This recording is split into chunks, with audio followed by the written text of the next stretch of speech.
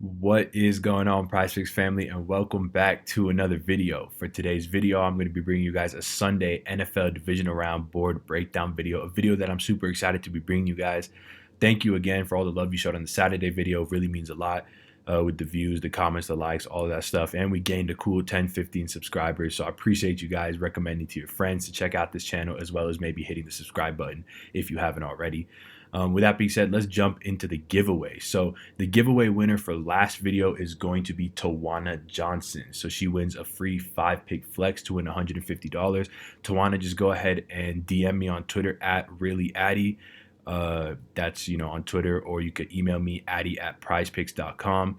And I'll go ahead and load your account with that free entry so that you can potentially win $150. So we're going to be running the exact same giveaway for this video, free 5-pick entry to win $150. All you have to do is leave a like, leave a comment, make sure you're subscribed to the channel. Hopefully recommend this channel to a friend. Make sure they subscribe to the channel as well, just so we can get boosted up in the algorithm. But yeah, just do those three things. And then I'll go through the comments later today, and then in next video I'll announce the winner for the giveaway. So yeah, appreciate you guys for doing all that.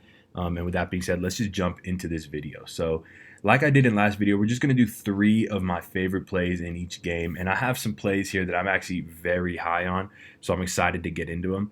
The first, we're going to start with this Kansas City game hosting the Cleveland Browns in Kansas City. Should be a good game, should be a really high scoring game, as indicated by the over-under in this one. It's sitting at 57 and it opened at 54.5. So a lot of money coming in on the over.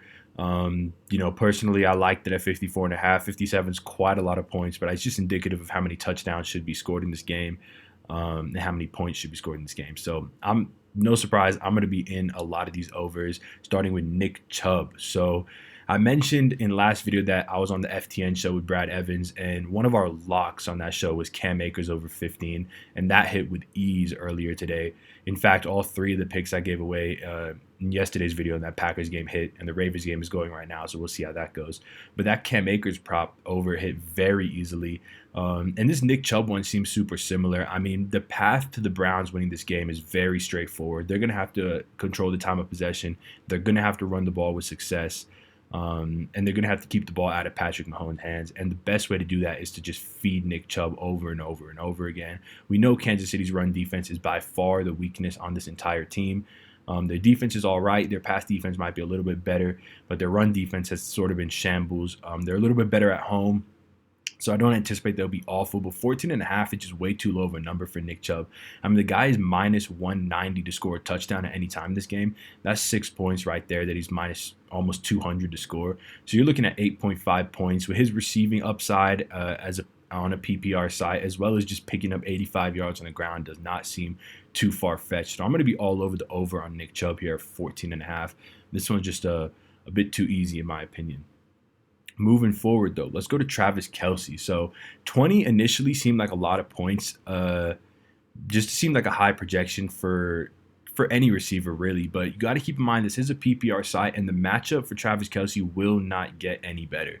This Browns team has allowed the 3rd most points to tight ends this year. Only 3 teams have given up more targets to tight ends this year.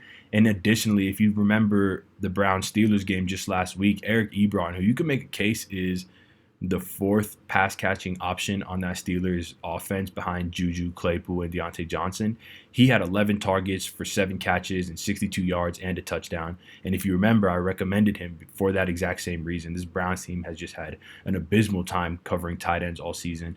And I think Travis Kelce has multi-score upside here, easily a 100-yard upside. So I like the over on him in a game that I anticipate will have a ton of touchdowns in it. The last guy I like here, we're going to go with another over, and that's going to be Austin Hooper. So similar to what I said about Travis Kelce, this Chiefs defense isn't actually that good at defending the tight end either. In fact, they give up 24% of their receiving yards to tight end, which is the 4th highest rate in the NFL as a whole.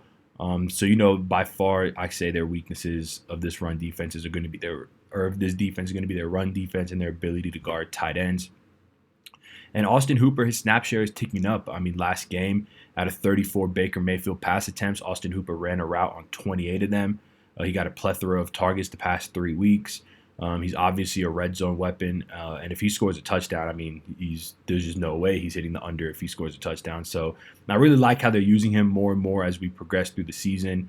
Obviously, with Odell not being part of this offense anymore, they really just have Jarvis Landry, Rashard Higgins, and then Austin Hooper has to be a bigger part of the pass game, and I think he will be in this game, and I think it's going to benefit Baker to throw a bunch of short checkdowns to Hooper, Nick Chubb, Kareem Hunt, etc. So 3 overs for this game. Nick Chubb over 14.5, Travis Kelce over 20, and Austin Hooper over 9.5 for me.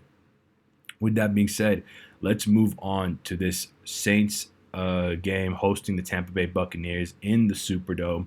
And in the Superdome is a key point here because we know how much better Drew Brees is at home. Michael Thomas as well has pretty big-time home road splits. So we love this game being played on the fast track in the Superdome. And as you can see, it opened at a 50 over-under. It's so far ticked up 2 points to 52. I still like the over in this game. I think both these teams are pass funnel defenses. You know, both these teams do a tremendous job of defending the run and a pretty awful job of defending the pass. Well, I shouldn't say awful, but in comparison to their run defense.